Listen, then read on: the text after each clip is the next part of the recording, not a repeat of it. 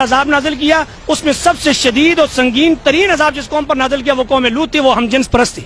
اللہ کو شدید غصہ آیا کہ اس بستی کو زمین سے اٹھایا، آسمان کی بلندیوں سے لے جا کر واپس نیچے پھینکا اور پھر پتھروں کی بارش بھی ان پر کی ہے۔ تو اسے پتہ چلتا ہے کہ اسلام ہم جنس پرستی کو قطعاً فروغ نہیں دیتا، بلکہ اس کی شدید ترین مخالفت ہے کہ یہ عورتیں نہیں تھیں، ان کو عورت کہنا عورت کی توہین ہے، یہ عورت کی اہانت ہوگی کہ میں اگر ان کو عورت کہوں۔ میں نے ان کے لیے ایک نام آج استعمال کیا ہے، غیر انسانی مخلوق آئی تھی، غیر انسانی مخلوق آئی تھی جو انسانیت کے حقوق کی بات نہیں بلکہ انسانیت کو بھی غیر انسانی ہونے کی دعوت دے رہی تھی۔ اسلام تو عورت کو اتنا مقام دیتا ہے کہ نبی کریم صلی اللہ علیہ وسلم کی بیٹی فاطمہ ایک عورت تھی، جب وہ تشریف لاتی ہیں تو اللہ کے نبی صلی اللہ علیہ وسلم اس کے استقبال کے لیے کھڑے ہو جاتے ہیں تو اور اس کے لیے اپنی چادر بچھاتے ہیں، اپنی بیٹی کو اس پر بچھاتے ہیں۔ اچھا مولانا صاحب، ایک ویڈیو وائرل ہوئی ہے جس میں ایک لڑکی ہے وہ لڑکے کو پھول دے رہا ہے، یہ عورت مارچ کے ان دنوں کی بات ہے، ایک لڑکی لڑکے کو پھول دے رہی ہے، پھر لڑکی اٹھتی ہے اس کو گلے ملتی ہے لڑکے کو، تو اس حوالے سے آپ کیا کہیں گے؟ اسلام نے اس کو فحاشی قرار دیا اور اللہ قرآن مجید میں فرماتے ہیں کہ ان الذین یحبون ان تشیع الفاحشۃ فی الذین آمنوا لهم عذاب علیم فی الدنیا والآخرہ، وہ لوگ جو اہل ایمان کے درمیان فحاشی اور بے حیائی کو پھیلانا پسند کرتے ہیں، ان کے لیے دنیا اور آخرت میں دردناک عذاب ہے، اور لہذا اسلام اس بات کی اجازت نہیں دیتا ہے۔ اسلام کہتا ہے آپ کو کوئی پسند ہے آپ اسے نکاح کریں، نکاح کا پیغام بھیجیں، ان کو نکاح کریں۔ آج سب سے بڑی مصیبت یہ ہے کہ ہمارے معاشرے کے اندر نکاح کو مشکل سے مشکل ترین کر دیا گیا ہے اور نکاح کے مقابلے میں حرام ذرائع جو ہیں ان کو آسان سے آسان تر کر دیا گیا، اور حیا ایک ایسی چیز ہے کہ پاک نبی صلی اللہ علیہ وسلم فرماتے ہیں کہ اذا لم تستحی فاصنع ما شئت، کہ جب تمہارے اندر حیا ختم ہو جائے تو پھر جو چاہے کرو۔ حیا انسان کے درمیان اور جانور کے درمیان ایک فرق ہے، تو ہم یہ کہتے ہیں کہ حیا دار رہو تاکہ انسانیت میں رہو، جب حیا سے نکل کر بے حیا ہو جاؤ گے تو پھر تو تم میں انسانیت کیا، تم جانوروں سے بھی بدتر ہو جاؤ گے۔ وعلیکم السلام ورحمۃ اللہ وبرکاتہ۔ آج آپ یہاں پہ اسلام آباد پریس کلب کے باہر پہنچے ہیں، آج اپنے احتجاج اپنا ریکارڈ کروایا ہے عورت مارچ کے حوالے سے، جو وہاں پہ کچھ نعرے بازی کی گئی تھی، جو گستاخانہ نعرے جو بلند کیے گئے تھے، اس حوالے سے کیا کہیں گے؟ مسئلہ یہ کہ 8 مارچ 2021 کو اسلام آباد کی سرزمین پر جو اسلام آباد ملک پاکستان اسلامی جمہوریہ پاکستان کا دارالخلافہ ہے، اس کے اندر اور ملک بھی وہ کہ جو لا الہ الا اللہ کی بنیاد پر بنا ہے، دو قومی نظریے کی بنیاد پر اس ملک کی تعمیر ہوئی ہے، اس ملک کو بنایا گیا ہے۔ آج اسی نظریے کو پامال کرنے کی کوشش کی گئی ہے اور اسلام آباد کی سرزمین پر 8 مارچ کو عورتوں کے حقوق کے نام پر دراصل وہ اہلیان پاکستان کی عورتوں کو ایک فاحشہ بنانے کے لیے آئی تھیں، اور ایسی عورتوں کو میں آج خطبہ جمعہ میں بھی یہ بات کہی اور ابھی میرے ایک انٹرویو میں بھی یہ بات کہی کہ یہ عورتیں نہیں تھیں، ان کو عورت کہنا عورت کی توہین ہے، یہ عورت کی اہانت ہوگی کہ میں اگر ان کو عورت کہوں۔ میں نے ان کے لیے ایک نام آج استعمال کیا ہے، غیر انسانی مخلوق آئی تھی، غیر انسانی مخلوق آئی تھی جو انسانیت کے حقوق کی بات نہیں بلکہ انسانیت کو بھی غیر انسانی ہونے کی دعوت دے رہی تھی، اس لیے کہ انسان کسی ضابطے اور کسی قانون کے تحت چلتا ہے، اور خصوصاً ایک مسلمان وہ تو بالکل پابند ہے اللہ اور اس کے رسول کی شریعت کا۔ اسلام نے جو حقوق عورت کو دیے ہیں وہ الحمدللہ رب العالمین دنیا کی کسی مذہب نے بھی وہ حقوق نہیں دیے۔ آئین پاکستان نے عورت کو جو حقوق دیے ہیں وہ دنیا کے کسی ملک اور علاقے نے بھی کبھی کسی عورت کو ایسے حقوق نہیں دیے۔ اسلام ہی وہ واحد دین ہے کہ جو عورت کے حقوق دیتا بھی ہے اور اس کی تاکید بھی کرتا ہے، اور پاکستان کا آئین اور پاکستان کا موجودہ ہر حکومت نے عورتوں کے بھرپور حقوق ادا کیے ہیں۔ لہٰذا آپ اس عزت کی بات کرتے ہیں تو پاکستان کی سرزمین پر جتنی عورت کی عزت ہے اتنی دنیا کے کسی خطے میں بھی عزت نہیں ہے۔ اس کی بہت بڑی مثال موجود ہے کہ آپ کہیں پر بھی یوٹیلیٹی بل بھی جمع کروانے جاتے ہیں، اگر خاتون آ جاتی ہے تو مرد پیچھے ہٹ جاتے ہیں اور خاتون کو آگے کرتے ہیں کہ وہ پہلے جائے۔ بس میں بیٹھے ہوں تو دنیا کا یعنی پاکستان کے اندر اگر حقوق کی بات کریں تو پاکستان ٹاپ پر ہے حقوق دینے میں، اگر عورت کی عزت کی بات کریں تو پاکستان ٹاپ پر ہے عورت کی عزت کرنے پر، اور اسلام تو عورت کو اتنا مقام دیتا ہے کہ نبی کریم صلی اللہ علیہ وسلم کی بیٹی فاطمہ ایک عورت تھی، جب وہ تشریف لاتی ہیں تو اللہ کے نبی صلی اللہ علیہ وسلم اس کے استقبال کے لیے کھڑے ہو جاتے ہیں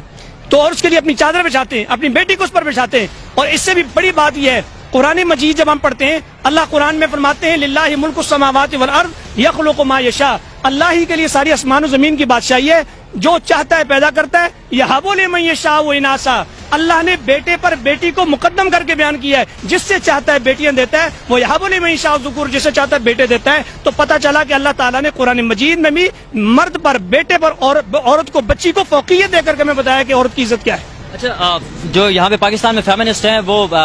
بظاہر اپنے آپ کو اسلام کو مذہب مانتے ہیں، تسلیم کرتے ہیں، اور اسی جگہ پہ وہ نعرے مارتے ہیں کہ نعوذ باللہ ہمیں اللہ سے چاہیے آزادی، ہمیں رسول سے اولیاء سے چاہیے آزادی۔ تو یہ پھر ایک طرف اسلام کو مانتے ہیں، دوسری طرف ان کے نعرے ایسے ہیں کہ یہ ایک فتنہ برپا کرنے کی کوشش ہے، اس حوالے سے کیا کہیں گے؟ اگر گدھا جو ہے وہ شیر کی کھال پہن لے، اگر گدھا شیر کی کھال پہن لے تو شیر نہیں بن جاتا، اگر کوئی اسلام کا لبادہ اوڑھ کر اسلام کا نام لے کر اسلام کے نام پر آ کر کے حقوق کی بات کرتے ہوئے اگر وہ دیگر فحاشی اور عریانی اور اسلام کو مزید یعنی کہ بدنام کرنے کی کوشش کرتا ہے، پاکستان کو بدنام کرنے کی کوشش کرتا ہے، نہ ہم اس کو مسلمان سمجھتے ہیں نہ ہم اس کو پاکستانی سمجھتے ہیں، اس لیے کہ اسلام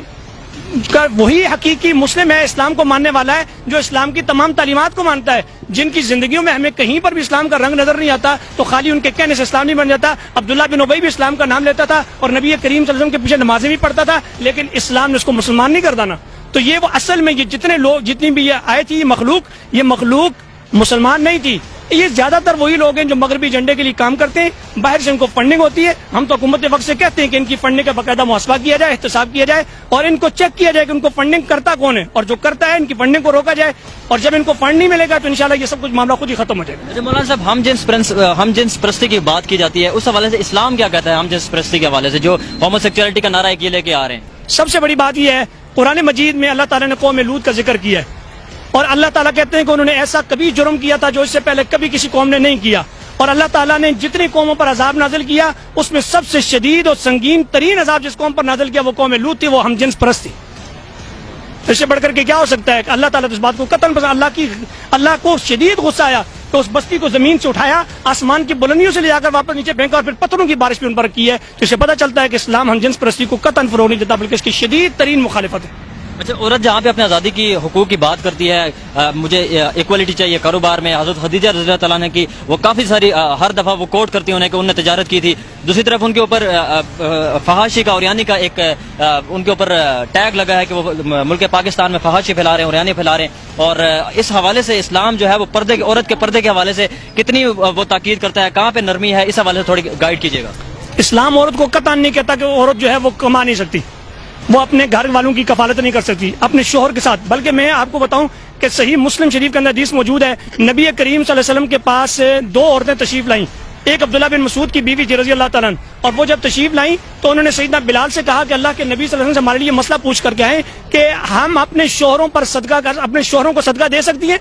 تو سیدنا بلال نے جا کر یہ مسئلہ پوچھا تو نبی اکرم صلی اللہ علیہ وسلم نے فرمایا کہ جا کر ان کو بتاؤ کہ وہ اپنے شوہروں پر جب صدقہ کرتی ہیں کہ شوہر ان کے غریب ہیں اور وہ خود مالدار ہیں، عورتیں مالدار ہیں، اور وہ اپنے شوہروں پر اگر صدقہ کرتی ہیں تو اللہ تعالیٰ ان کو دو اجر عطا فرمائے گا، ایک صلہ رحمی کا اور ایک ان کو صدقہ کرنے کا ثواب دے گا۔ اس سے پتہ چلتا ہے کہ نبی اکرم صلی اللہ علیہ وسلم کے دور میں بعض خواتین ایسی بھی تھیں جو صاحب ثروت تھیں، مالدار تھیں اور ان کے شوہر غریب تھے، اس سے پتہ چلتا ہے کہ ان کے پاس مال و دولت تھی۔ سیدہ خدیجہ نے کاروبار کیا، دیگر صحابیات بھی کرتی تھیں۔ اسلام کاروبار پر پابندی نہیں رکھتا، عورت کے کمانے پر بھی پابندی نہیں رکھتا، لیکن عورت پر لاگو اور نافذ بھی نہیں کرتا کہ وہ کمائے، بلکہ اس کو کہتا ہے کہ وہ ملکہ بن کر گھر میں بیٹھے اور اس کا مرد اس کی ساری تکلیفیں برداشت کر کے اس کے لیے کما کر کے لائے۔ اچھا، یہ ایک طرف کہتے ہیں کہ ہمیں مرد سے چاہیے آزادی چاہیے، اسلام اس کے حوالے سے کیا کہتا ہے کہ ایک جو عورت ہے وہ کیا واقعی ایک مرد سے آزاد رہ سکتی ہے؟ کیا اس کے بھائی کا، اس کے باپ کا، اس کے بیٹے کا، اس کے خاوند کا اس کے اوپر کوئی حق نہیں ہے کہ وہ کسی جگہ وہ کہیں جانا چاہتی ہے وہ اسے روکے، اسلام کی خاطر روکے؟ یہ تو کہہ رہی ہے ہمیں ہر طرح سے آزادی چاہیے اپنے مرد سے۔ جنت کے دروازے پر لکھا ہے کہ دیوس کا داخلہ جنت میں منع ہے۔ عورت کو ہر طرح کی آزادی دی جا سکتی ہے، لیکن عورت کو بغیرتی کی راہ پر چلنا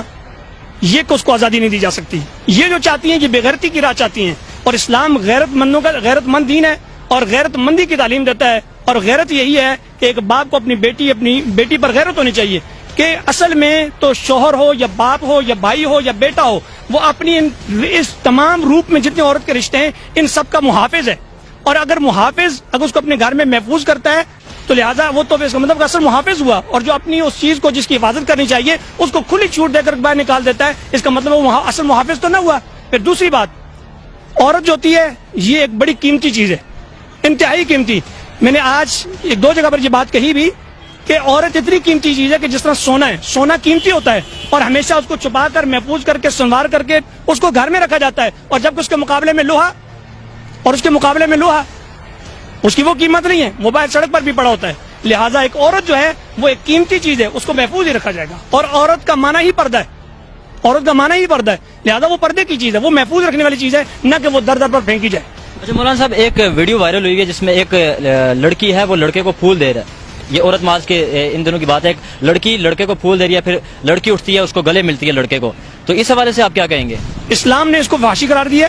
اور اللہ قرآن مجید میں فرماتے ہیں کہ ان الذین یحبون ان تشیع الفاحشۃ فی الذین آمنوا لهم عذاب الیم فی الدنیا والآخرہ، وہ لوگ جو اہل ایمان کے درمیان فحاشی اور بے حیائی کو پھیلانا پسند کرتے ہیں، ان کے لیے دنیا اور آخرت میں دردناک عذاب ہے، اور لہذا اسلام اس بات کی اجازت نہیں دیتا ہے۔ اسلام کہتا ہے آپ کو کوئی پسند ہے آپ اسے نکاح کریں، نکاح کا پیغام بھیجیں، ان کا نکاح کریں۔ آج سب سے بڑی مصیبت یہ ہے کہ ہمارے معاشرے کے اندر نکاح کو مشکل سے مشکل ترین کر دیا گیا ہے، اور نکاح کے مقابلے میں حرام ذرائع جو ہیں ان کو آسان سے آسان تر کر دیا گیا۔ اچھا، میرا آخری سوال آپ سے کہ جو مرد اس عورت مارچ میں شامل ہوتے ہیں ان کے حوالے سے کیا کہیں گے، اور دوسرا جو عورتیں کہتی ہیں کہ ہمیں ویسٹرن کلچر جیسے دنیا میں پوری دنیا میں عورتوں کو آزادی ملی ہے ویسی آزادی چاہیے، ان دونوں سوالوں کا آپ جواب دیں۔ جہاں تک مردوں کی بات ہے اس کے پروگرام ان کے مارچ میں آنے کی، وہ مردوں کی عورتوں کے حقوق کے لیے نہیں آئے تھے، وہ تو ان کو دیکھنے کے لیے آئے تھے، زیادہ تر ان کی کیفیت یہی تھی، وہ سب اسی کام کے لیے آئے تھے۔ اور پھر وہاں پر میں کل ایک ویڈیو دیکھ بھی رہا تھا کہ ایک نوجوان کے ساتھ ان لڑکیوں نے کیا کیا ہے وہ پوری دنیا نے دیکھا ہے۔ لہٰذا جہاں تک بات ہے کہ وہ باہر والا یہاں پر کلچر لانا چاہتی ہیں، ایسا کلچر لانا چاہتی ہیں کہ جس کلچر میں ایک عورت بچے کو جنم دیتی ہے اور اس کے بچے کو یہ بھی نہیں پتا کہ میرا باپ کون ہے، اور اس عورت کو یہ نہیں پتا کہ اس بچے کا باپ کون ہے۔ ایسے کلچر کو کیسے قبول کیا جا سکتا ہے کہ جس میں نسب ہی ختم ہو جائے، نسب ہی برباد ہو جائے؟ اسلام یہاں تک نسب کی حفاظت کرتا ہے کہ اگر ایک عورت کو کہیں سے طلاق ہو جاتی ہے تو 3 پیریڈ تک وہ عورت آگے نکاح نہیں کر سکتی۔ کیوں؟ اس لیے نہیں کر سکتی کہ تاکہ نسب ختم نہ ہو جائے۔ تو جہاں پر حرام طریقے کے ساتھ کس طرح کے معاملات کیے جائیں تو اسلام اس کو کیسے پسند کر سکتا ہے؟ ہر آنے والے سال میں اس کو اور زیادہ ہائپ ملتی جا رہی ہے، ہر نئے سال میں ایک نیا نعرہ لے کے آتے ہیں جو میڈیا اور سوشل میڈیا کی زینت بن جاتا ہے۔ کیا یہ ان کی ایک پری پلان سازش ہے، یہ سوچے سمجھے سازش ہے ان کی؟ دراصل وہ یہ چاہتے ہیں کہ پاکستان کے اندر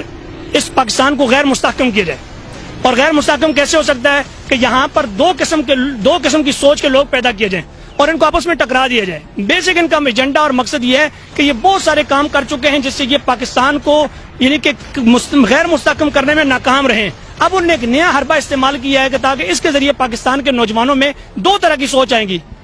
تو جب 2 طرح کی سوچ کا ٹکراؤ ہوگا تو وہ ٹکراؤ پھر سوچ کی حد تک نہیں رہے گا، وہ زبان کی حد تک آئے گا، پھر زبان سے نکل کر کے ہاتھا پائی تک نوبت جائے گی، پھر قتل و غارت ہوگی، اور ملک جو ہے وہ انارکی کی طرف جائے گا۔ ہم حکومت وقت سے کہتے ہیں کہ وہ اپنی ذمہ داری کو نبھائے، اور خصوصاً پاکستان کے وزیر اعظم عمران خان صاحب سے کہتے ہیں جو ہر تقریر کی ابتدا ایاک نعبد و ایاک نستعین سے کرتے ہیں اور اپنے ہر تقریر میں مدینہ کی ریاست کی بات کرتے ہیں، اب ان کو چاہیے کہ وہ اس فتنے کو یہیں پر روکنے کی کوشش کریں۔ اگر یہ فتنہ یہاں پر نہ روکا گیا تو یہ فتنہ کل کو پاکستان کے لیے بہت خطرناک ہو۔ ایک ان کا عورت مارچ والوں کا ایک بڑا لاجک کوشچن ہے کہ جو عورتوں کے ساتھ ریپ ہوتا ہے، بچوں کے ساتھ جو جن سے تشدد یا ریپ ہوتا ہے، اس سے ہمیں چھٹکارا چاہیے، تو اس حوالے سے اسلام اور کیا ان کو صرف پاکستان نظر آتا ہے جہاں پر 2-4 عورتوں کے ساتھ اس طرح معاملہ ہو جائے، 2-4 بچوں کے ایسا معاملہ ہو جائے؟ دنیا کے جا کر امریکہ میں دیکھیں ایک منٹ کے اندر کتنی عورتوں کے ساتھ سینکڑوں خواتین کے ساتھ ریپ ہوتا ہے، ہزاروں خواتین کے ساتھ ریپ ہوتا ہے، ان کو وہاں پر نظر نہیں آتا۔ پاکستان میں ایک آدھ کیس ہوتا ہے، پاکستان کو بدنام کرنے کے لیے اس کو اٹھا کر کے پوری دنیا کا سوشل میڈیا کی زینت بناتے ہیں اور دنیا کو بتاتے ہیں کہ پاکستان کا چہرہ یہ۔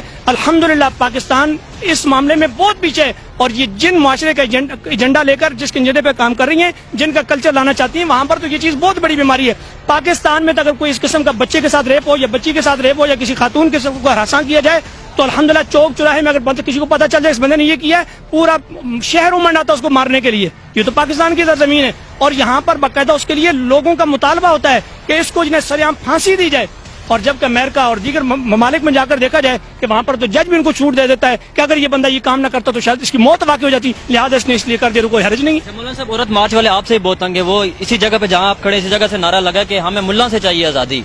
جی کیا ملا سے کیا آپ نے کیوں نہ تنگ کیا ہوگا؟ مسئلہ یہ ہے کہ ملا سے ان کو اسی تکلیف ہے کہ ملا ان کو غیرت کی راہ پر لانا چاہتا ہے، حیا کا کلچر متعارف کرانا چاہتا ہے، روب حیائی کا کلچر بنانا چاہتی ہیں، یہ تو 2 الگ باتیں ہیں۔ اور ملا کی بات یہی ہے کہ علماء یہی چاہتے ہیں کہ اس معاشرے کے اندر حیا کا کلچر فروغ پائے، اور حیا ایک ایسی چیز ہے کہ پاک نبی صلی اللہ علیہ وسلم کہتے ہیں کہ اذا لم تستحی فاصنع ما شئت، کہ جب تمہارے اندر حیا ختم ہو جائے تو پھر جو چاہے کرو۔ حیا انسان کے درمیان اور جانور کے درمیان ایک فرق ہے، تو ہم یہ کہتے ہیں کہ حیا دار رہو تاکہ انسانیت میں رہو۔ جب حیا سے نکل کر بے حیا ہو جاؤ گے تو پھر تو تم میں انسانیت کیا، تم جانوروں سے بھی بدتر ہو جاؤ گے۔ پھر ہم کیا سمجھے کہ جو ملا ہیں وہ ان کے راستے میں ہمیشہ سے رکاوٹ بنے رہیں گے، ان کو آگے جو یہ پروموٹ کرنا چاہ رہے ہیں ہم ان کو، یہ ملا جو ہے یہ ان کے آگے ایک ریڈ لائن ہو جائے گی، اس سے آگے نہیں جاؤ گے۔ اللہ کے فضل و کرم سے ہم اس کے سامنے بند بھی باندھیں گے اور ہمیں آخری حد تک اس کے لیے جائیں گے۔ ماروی سرمد کو کیا پیغام دینا چاہیے؟ بس ان کے لیے یہی پیغام ہے کہ وہ اللہ سے توبہ کریں، رجوع کریں اور استغفار کریں اور اپنے پردے کی زندگی اختیار کریں، اور جو انہوں نے کمائی کا یہ دھندا شروع کیا ہے اس کے ذریعے بھی دنیا میں بہت سارے حلال طریقے کے ذرائع بھی موجود ہیں